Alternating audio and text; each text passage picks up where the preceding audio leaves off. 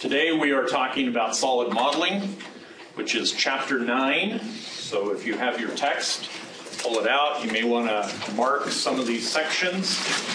If you don't have it, just kind of write down quickly the sections that we mention are worth spending time in. Self-test, right? Solid modeling will not be on the test. So curves and surfaces are on the test, solids is not. Although I could put it up there if you would like me to. No. Quick question on the test. What's like the format of the test? So we're going to talk about that after this. Okay. I was waiting for the distant people to kind of connect in, and it sounds like they're beginning to dial in. Okay, so Section 1, 9.1 is an introduction. It'll take you 30 seconds to read. It's probably worth reading. It gives you an overview of the chapter. Section 2 on geometry and topology is very important. I would definitely read that. The section, where is it at? On solid entities, 9.3. I think most of you already kind of know and understand that, so it's worth a kind of a skim of 9.3. 9.4, when it gets into the solid representation, that's a section worth reading, particularly where it talks about rigidity of the solid, the homogeneous three-dimensionality of it, the fitness, and all of that stuff. It's worth reading that and understanding kind of what the author is talking about in those concepts, the properties of solids. Okay. 9.5, it gets into set theory, and I would read the 9.5.1, that section. Once you get through that kind of section, you can skim the rest of 9.5. I don't think that you need to dive into kind of the singularity and the non-manifold and all of that kind of stuff that it gets into. So skim it and look at it, but I don't think you need to take a deep dive into the rest of 9.5. 9.6 talks about half spaces. That's worth reading. 9.7, which is BREF, worth reading. 9.8, CSG, worth reading.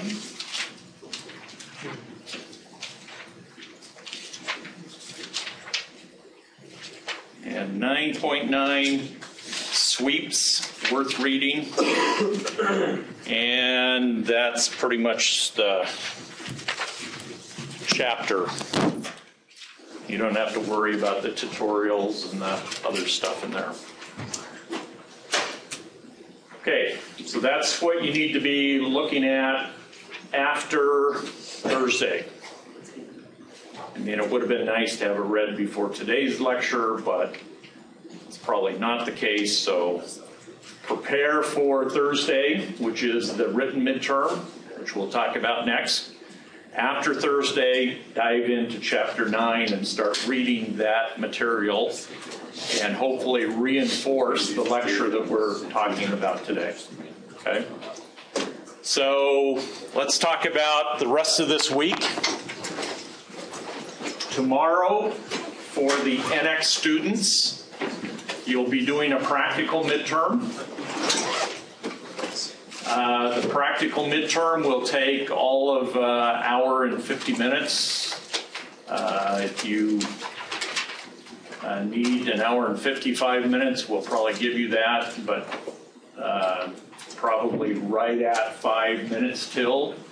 We'll ask you to turn in your work, or not turn it in, but upload your work. It's going to be a Google Doc that you submit with lots of images in your Google Doc. And so you'll have roughly 2 hours to get that Google Doc pulled together and get it submitted. Anything that we have covered in lab, okay, is fair game up through the basic surface modeling part of it, okay? The building of your car body, doing crazy surface creation and stuff like that is not part of the practical, okay? And we have hopefully chunked up things in a way that you can kind of pick up a model that will be available and do stuff with it. Pick up model, do stuff with it, okay? So that's the format for both the NX and the Friday CATIA labs. On Thursday, you'll be in this room taking a written exam. There are 2 math problems on it. One that's a curve problem and one that's a surface problem. The surface problem has, I think, 3 parts to it, if I remember right. And then there are a number of kind of short answer, kind of essay type questions where it says, talk about the benefits or the disadvantages or talk about the differences between this and this. And so it's expecting you to kind of understand the different topics that we have lectured on and being able to kind of discuss those in a reasonable way.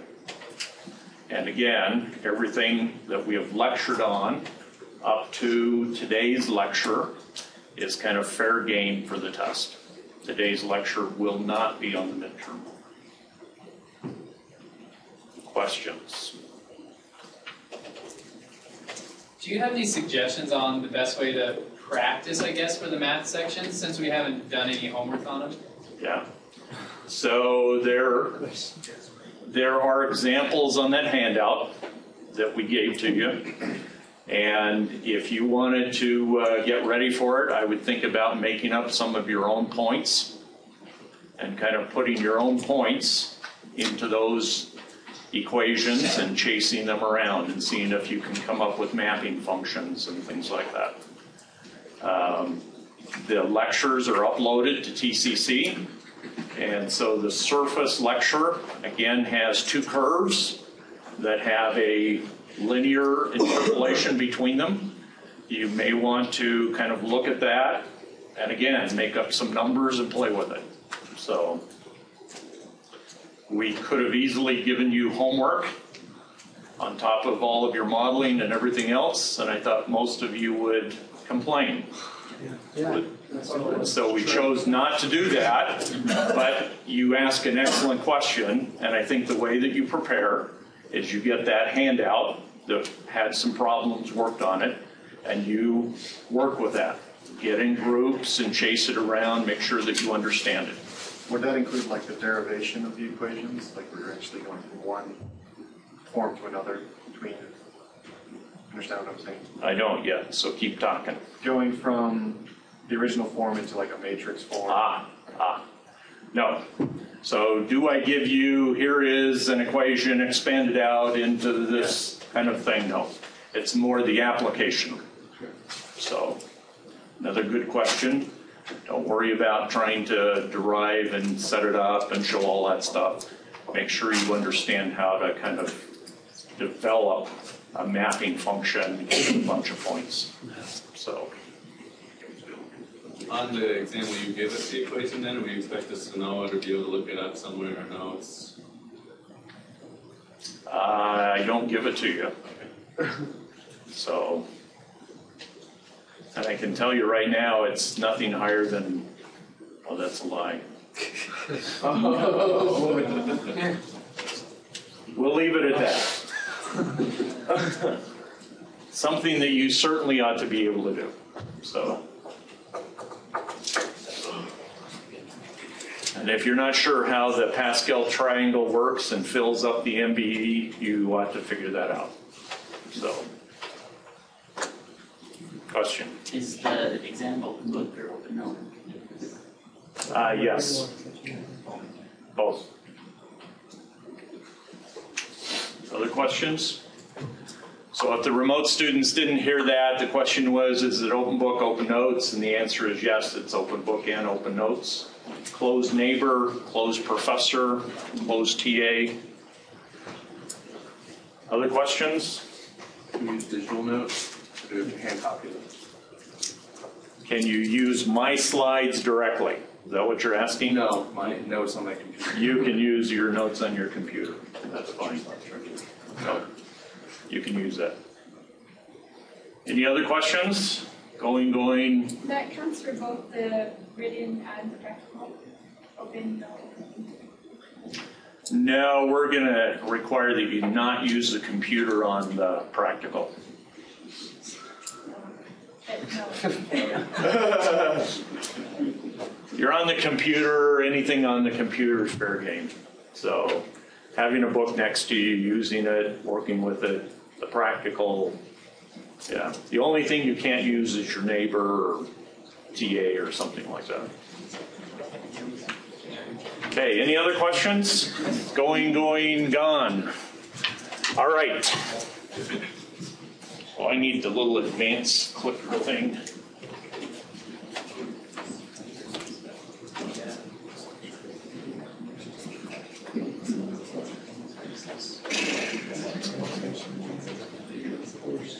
I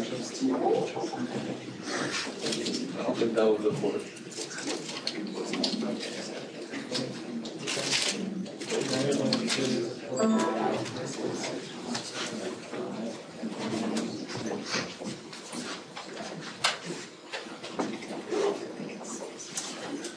Okay, when we think of kind of geometry and topology, we need to make sure that we're all on the same page.